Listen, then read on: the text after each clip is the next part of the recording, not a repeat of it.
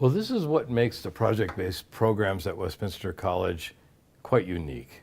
We felt from the very beginning there was a need to create a coaching role for faculty instead of just a teaching role.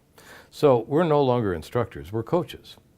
The project-based programs were constructed with a learner-coach framework where significant resources are brought to bear on one-to-one interaction with the learner. A second principle of the project-based programs is a requirement that the learner take full responsibility for their own learning through self-discipline and self-development. Teachers do not lecture students with data and information from textbooks that the professor has chosen at some point as a way for them to graduate. Coaches instead facilitate the self-learning environment with supportive interaction and suggestions for what needs to be a learning acquired by the particular learner.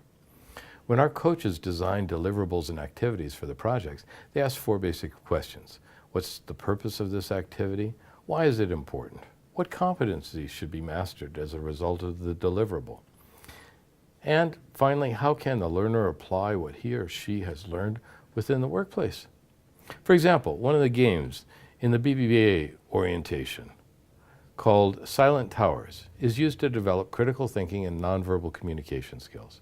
Learners are challenged to work in teams, each receiving only one element of the overall specification for building a tower with different sized and colored Lego pieces.